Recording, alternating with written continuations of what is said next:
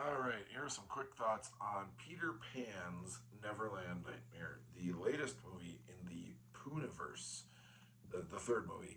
There were two Winnie the Pooh movies. Uh, the second one was better than the first. Some have called the first one atrociously bad. There's even one critic out there who got a cameo in it because of how he critiqued the movie. Anyway, Peter Pan's Neverland Nightmare, it's better, but I think that's because it kind of actually works just as like a slasher horror movie. There's another movie that came out, um, The Man in the White Van, and in this movie, Peter Pan has a van, and he goes around kidnapping kids to bring them to Neverland or something like that. That's in one of the flashbacks that doesn't have much to do with the main version of the story. The main point of this story is that Peter Pan's a bad guy, and he brings you to his Neverland area through his nightmare.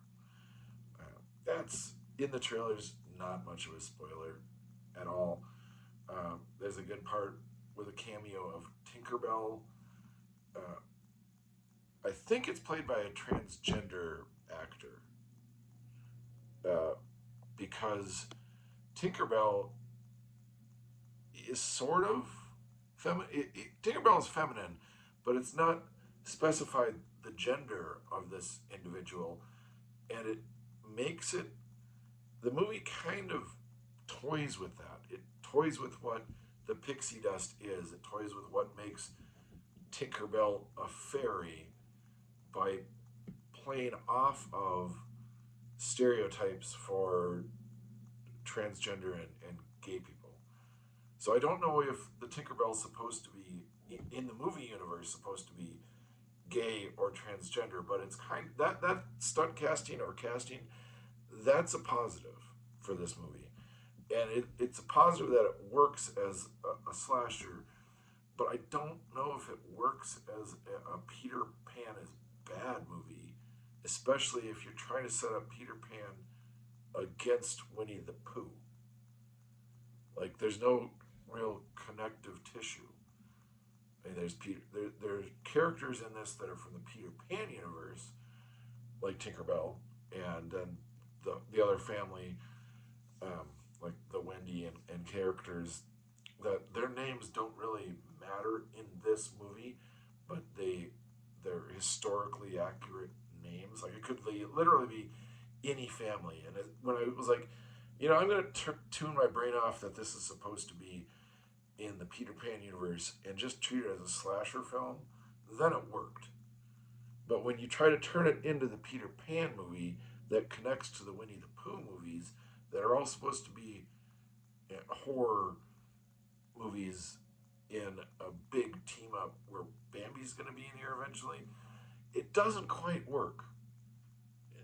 And there was like a cameo. I completely missed it when I watched it. Maybe that's because I was almost falling asleep or something. I was just like tuning out of the Peter Pan. Um, but there's a guy with a hook that I guess is supposed to be Captain Hook as a cameo. It's in the credits on IMDb. I think it's in the trailer. A lot of people have talked about it. Again, it doesn't really work because it's the movie itself sets up a lot of the characters, a lot of the things in the universe, but then doesn't pay them off as a Peter Pan aspect. It pays them off as a slasher film with a guy named Peter and a person named Wendy, but it doesn't matter. The guy could be called Bob and it would work. So that's essentially my thoughts on Peter Pan Neverland Nightmare. It's not a train wreck. It's not a disaster, but it's not terribly good.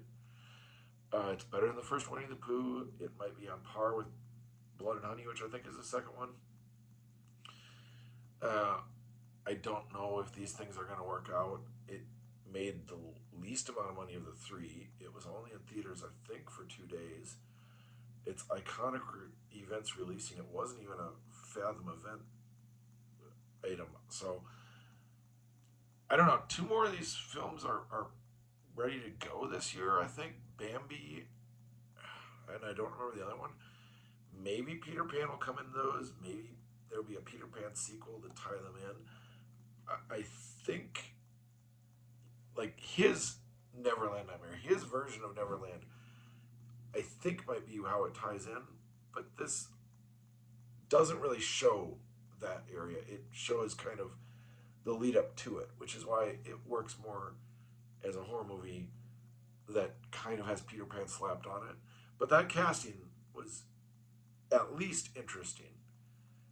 And kudos for that actor because they had a role before. No, it came out this year, so Amelia Perez still beat him with a punch. But still, I guess that's the best aspect of it, and that it works as a slasher. It's got some positive aspects.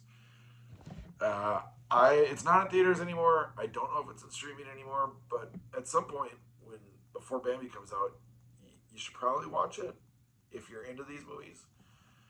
If you want the universe, but if you don't, skip it.